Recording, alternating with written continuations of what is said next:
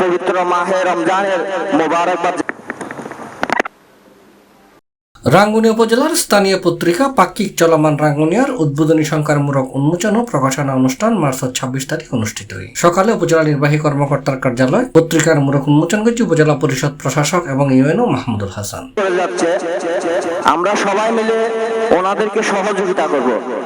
এই পত্রিকা চলমান থানার ব্যক্তিগত পক্ষ থেকে আমার সহযোগিতা পাওয়া যাবে।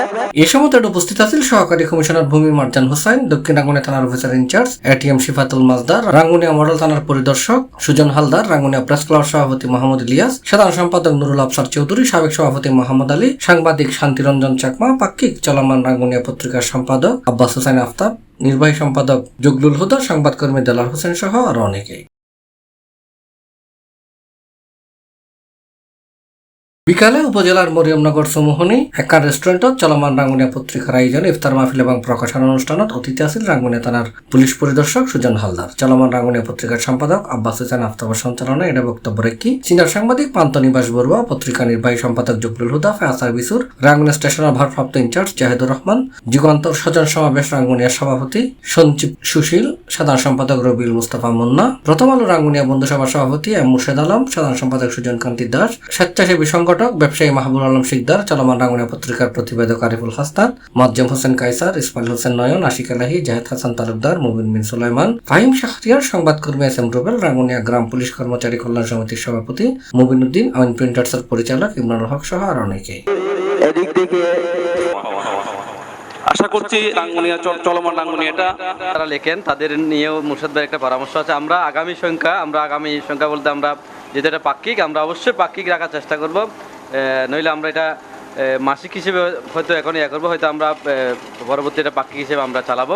এবং পরবর্তী সংখ্যা আমরা যে এপ্রিলে আমরা পরবর্তী সংখ্যায় আমাদের যে সুজন হালদার মহোদয় উনি যিনি যে প্রস্তাব রেখেছেন পরামর্শ দিয়েছেন, আমরা ওটা অবশ্যই রাখার চেষ্টা করবো। আমাদের সঞ্জীব দাদা বলেছেন এবং আমাদের মুর্শিদ ভাই বলেছেন, আমরা অবশ্যই পাতায় এই জিনিসগুলো রাখবো।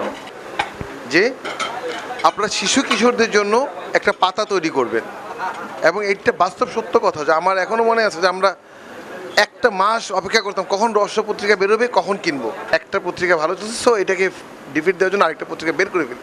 এটা না করে আপনারা একটা পত্রিকাকে আগে স্টেবল করেন, এবং এইটা যদি পাক্ষিক থেকে যদি দৈনিকে আসে বা সাপ্তাহিকে আসে, এইভাবে চেষ্টা করে একটা পত্রিকাকে আপনারা তুলেন, রেশারেশিটা না। কারণ আপনার আমার সন্তান যদি পাঠে অভ্যস্ত হয়ে ওঠে তাহলে তারা অন্য অনেক কিছু থেকে দূরে থাকবে, যেটা আমার দেশ তথা আমার সমাজ তথা আমি ব্যক্তিগতভাবে আমি উপকৃত হব।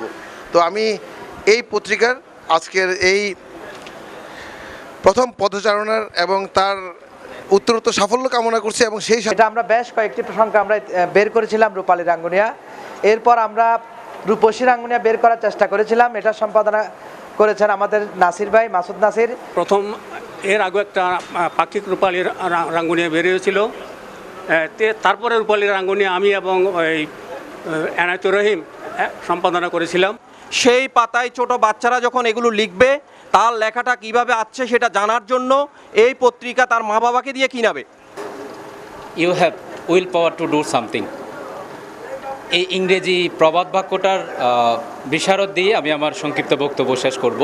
উপজেলায় নিজস্ব একটা সংস্কৃতি বলেন, তাদের একটা মনোভাব থাকে, একটা স্থানীয় পত্রিকা থাকে যার মাধ্যমে ওই এলাকার সুখ দুঃখ ভালো মন্দ খবরগুলো উঠে আসে। যুগান্তর সজন সমাবেশ সবসময় আপনাদের চলমান রাঙ্গুনিয়ার পাশে থাকবে। পাক্ষিক চলমান রাঙ্গুনিয়া পত্রিকা নিয়মিত প্রকাশালয় ব্যাকুণ সহযোগিতা কামনা করছি সংশ্লিষ্ট হলে। ফলে চলমান রাঙ্গুনিয়ার মানুষের মুখপাত্রের ধারাবাহিক প্রকাশ অব্যাহত রাখি বলে আশাবাদ করছি অতিথি হল। C+ TV, Chittagong.